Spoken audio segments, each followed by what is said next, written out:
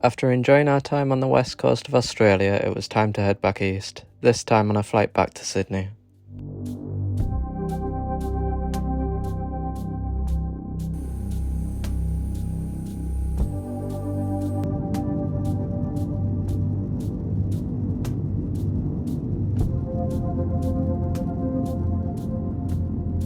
This is our room while we're staying in Sydney the second time, which is the wire chair by Sydney Harbour. So we actually have a view this time.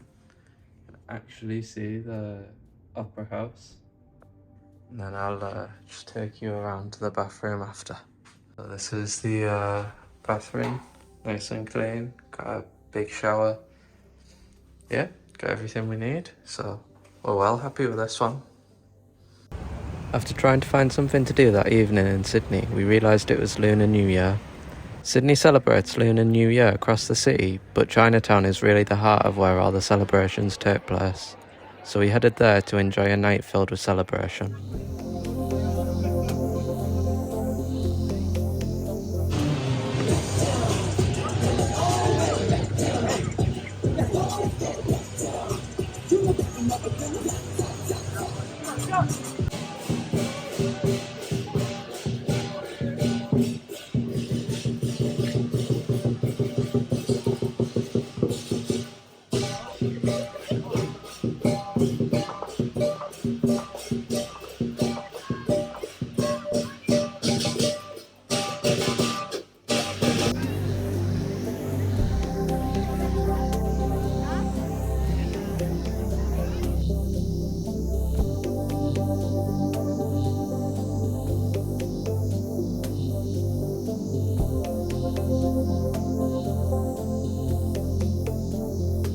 The next day we had another flight, this time to the Outback to see Uluru, also known as Ayers Rock.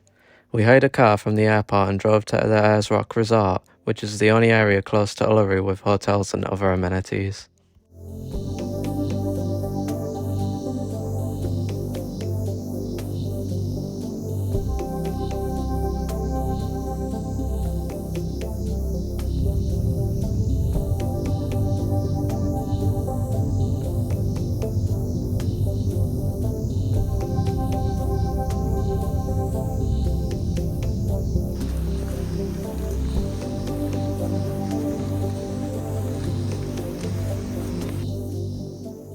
So this is the room that we have while we're, for the first night of staying at Uluru, which is called the Lost Camel. We have a nice big bed, and then a shower there, its own shower room, your own sink, and then your own toilet. So yeah, it's nice. And then we're moving on to the campground tomorrow where we have a cabin, so we'll see what that's like as well. But yeah, all good. After checking into the hotel, we got in the car and headed out in the direction of Uluru with no real plan but just to enjoy the surroundings we were in.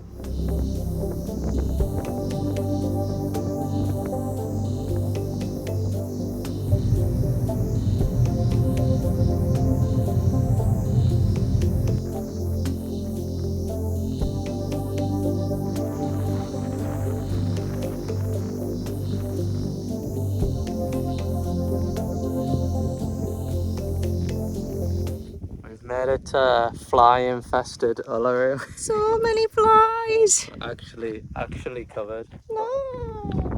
We made it. Oh, I'm going the wrong way. This way. There it is. There it is. There's like literally So big. no one else here. I don't know where everyone is, but we're gonna just drive around the whole thing. So Yeah. maybe there's a place where people get better views. It's currently 38 degrees. Yeah, 38 degrees covered in flies. Yay! It's great.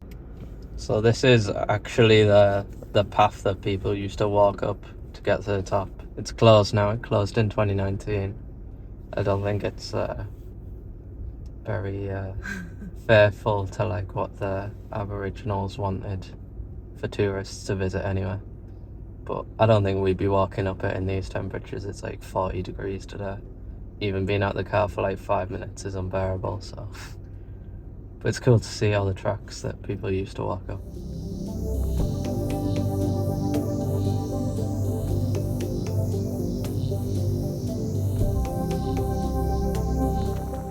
It's fascinating to see all the different angles and the sheer scale of the sandstone formation that measures 3.6 kilometres long and 2.4 kilometres wide. There is a ring road running around the whole length of Uluru that allows you to view it from all sides, and by the time we had finished, the sun was beginning to set.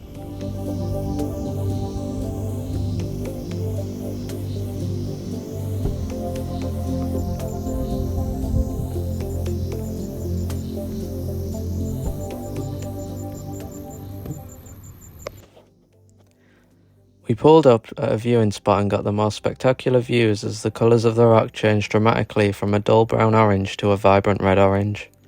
This colour is caused by the iron oxide in the sandstone, and seeing it for yourself really is something special. Although I was covered in flies and dripping with sweat from the heat, it was amazing to watch nature in action. Oh hey, I didn't see you there. No, don't come here with your flies. We headed back to our hotel for an early night to get up the next morning and watch the sunrise, which we had read was also just as spectacular. Unfortunately, the morning weather wasn't on our side, and a number of clouds blocked the sun from reaching the rock face, which resulted in a rather less impressive display than we had seen the night before.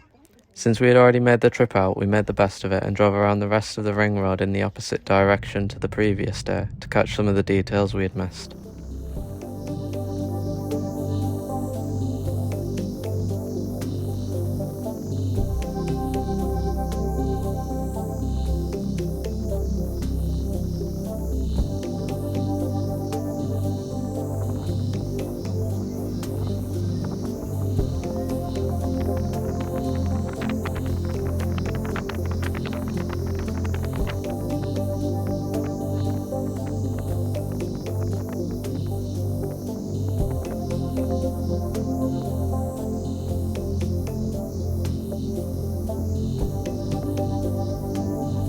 So this is our cabin that we have now that we've moved to the campground. We just come in through here.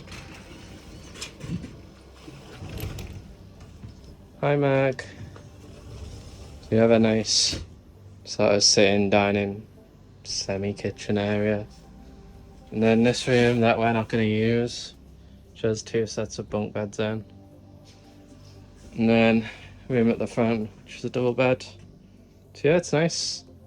It's a little bit warmer than the last one. You only have this one aircon unit in the corner for the whole thing, but we'll just leave the doors open and it'll be fine.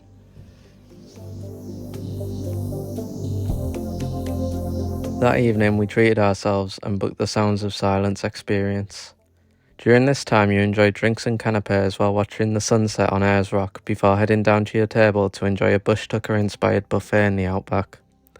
When the sun had finally set, you get a tour of the night sky.